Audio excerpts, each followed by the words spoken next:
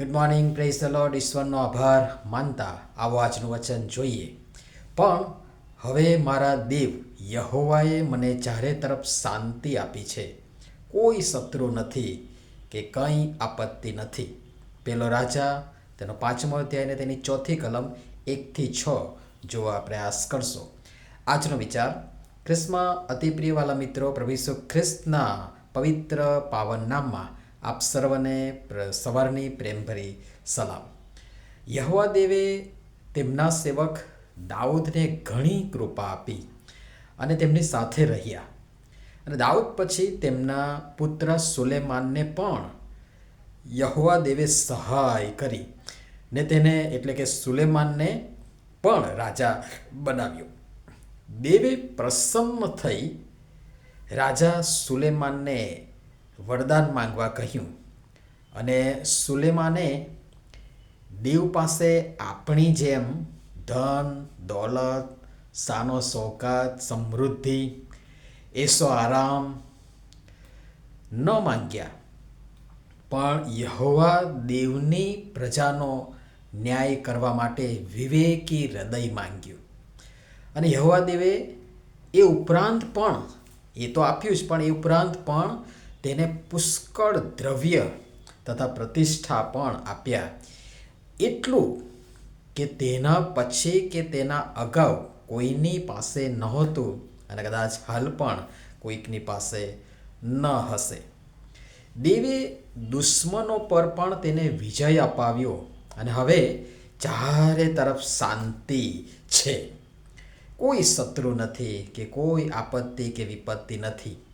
પણ તેથી શું, ખાઈ પીને જલસા કરવાનું? ના, પણ દેવે સોંપેલું કામ કયું? દેવનું ઘર બાંધવાનું. એની અગાઉ તમે અભ્યાસ કરશો તો રાજા દાઉદને એ મનમાં થયું કે હું દેવનું ઘર બાંધું, પણ એને ઈશ્વરે રોક્યા કે ના, તું નહીં, તારા પછી જે તારો દીકરો થશે ને એ મારા માટે ઘર બાંધશે અને હવે એ કામ કરવાનું છે. જુઓ, લખ્યું છે, તેથી જો જેમ યહોવાએ મારા બાપ દાઉદને કહ્યું હતું કે તારા જે પુત્રને હું તારે ઠેકાણે તારા રાજ્યાસન પર બેસાડીશ ને મારા નામને અર્થે ઘર બાંધશે, તે પ્રમાણે હું મારા દેવ યહોવાના નામને અર્થે ઘર બાંધવાનો ઈરાદો રાખું છું. દાઉદ પછી સુલેમાન આ કહે છે.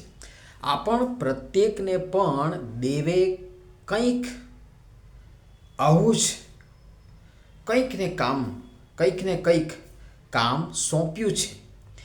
એને આ જીવન પૂર્ણ થાય, આ મુસાફરી પૂર્ણ થાય એ પહેલાં શોધી કાઢીએ. દાઉદના મનમાં દેવનું ઘર બાંધવાનો વિચાર આવ્યો અને દેવે, મેં કહ્યું એ પ્રમાણે, કે દેવે તેના દીકરા સુલેમાન દ્વારા એ કામ કરવા જણાવ્યું. અને તેથી દાઉદ નારાજ ના થઈ ગયો, એ રિસાઈ ના ગયો અને બેસી ના રહ્યો, પણ દીકરા સુલેમાનને માટે અગાઉથી તમામ તૈયારીઓ તેણે રાખી અને તૈયારીઓ કરવા માંડ્યું ને બધું પુષ્કળ ભેગું કર્યું, બેસુમાર કર્યું. અને હવે સુલેમાનના ભાગે માત્ર બાંધકામ કરવાનું રાખ્યું. બધું જ તમે આખું એ જે યાદીઓ આપવામાં આવી છે, કેટલું બધું એને ભેગું કર્યું, બધી તૈયારી બસ બાંધવાનું જ છે. રાજા સુલેમાન આવે એટલે એણે બાંધકામ કરવાનું છે, બધું મટીરિયલ્સ તૈયાર છે. તમે અભ્યાસ કરશો તો બહુ મજા આવશે ને ખબર પડશે. બધું તૈયાર રાખ્યું. આપણે ભાગે જીવનમાં આવું કંઈ કેટલુંય કામ આવે છે અને એના વિશે વિચારશો તો પરિણામ કદાચ શૂન્ય આવશે. નથી આપણે કશું ભેગું કર્યું, નથી આપણે કોઈ તૈયારી કરી, નથી આપણે કોઈક રીતે મદદરૂપ થયા, ઉલટાનું આપણે કદાચ નુકસાનકારક જ કામ કર્યું છે.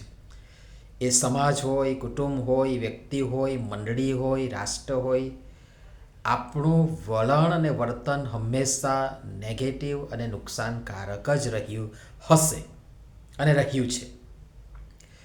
અને તેથી પરિણામ શૂન્ય આવશે. ભલે હજી સમય છે, આ મુસાફરી પૂરી થાય, દોડ પૂરી થાય, જીવન પૂરું થાય, શ્વાસ થંભી જાય, એ પહેલાં થોડો સમય છે. ઈશ્વર નવી તક આપે છે, ઝડપી લો. ભલે તમે ને હું અત્યાર સુધી કશું કરી ન શક્યા, બેધ્યાન રહ્યા, ગફલતમાં રહ્યા, આપણા સંતાનો એ માર્ગે ન જાય, પણ દેવના માર્ગે ચાલે, વધે, ઘડાય, કેળવાય અને ઈશ્વર દેવના રાજ્યના બાંધકામમાં વપરાય. અને માટે હમણાંથી જ કામ શરૂ કરી દઈએ અને પ્રમાણિકતાથી પ્રાર્થના સાથે એમાં આગળ ધપીએ. દેવે કૃપા કરીને જે આશીર્વાદો ને શાંતિ ને સમૃદ્ધિ ને ઉપલબ્ધિઓ ને આનંદ આપ્યા છે, એમાં જ રચ્યા પચ્યા ગળાડૂબ રહી, એમાં જ આડોટ્યા કરી, એ બધું આપનાર દેવને જ ભૂલી જવાને બદલે હવે કામે લાગીએ. ને જે કંઈ કામ, જે કંઈ જવાબદારી, જે કંઈ કર્તવ્ય, જે કંઈ ફરજ, એ આપણા વ્યક્તિગત જીવનને માટે હોય, કુટુંબને માટે હોય, સમાજને માટે હોય, મંડળીને માટે હોય, રાષ્ટ્રને માટે હોય, જે કંઈ પણ આપણા હાથે લાગે એ મન લગાડીને કરતા રહીએ. અને ફરીથી કહીશ,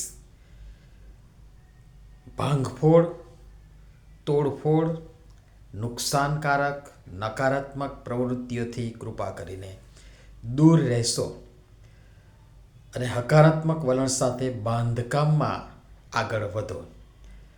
અને કમસે કમ કંઈ ન કરો તો શાંતિથી બેસશો અને જેઓ કરે છે તેમને કરવા દઈએ. કોઈકને ન નડવું એ પણ બહુ મોટી સેવા છે, અને તેથી કમસે કમ એટલું તો આપણે કરીએ. પ્રભુ સમજવા માટે આપણ સર્વને સહાય તથા મદદ કરો. પ્રાર્થના કરીએ. પ્રેમાળ પિતા, અત્યાર સુધીના સમય, નાણાં, તાલંતો વગેરેનો કદાચ અમે સૌએ દુર્વ્યય જ કર્યો છે. અમે અમારા જીવન માટેનો તમારો હેતુ અને તમારો અમારા માટેની સારી, માન્ય, સંપૂર્ણ ઈચ્છાને સમજી શક્યા નથી. કૃપા કરીને અમને ક્ષમા કરો અને હવે નવેસરથી સ્વાર્પણ કરી તમારા વિવિધ સેવા કાર્યોમાં હવે પછી અમે વપરાઈએ. માટે સૌની તમે કૃપા કરીને સહાય તથા મદદ કરો. પ્રભુ ઈસુના નામમાં આમીન. ધન્યવાદ.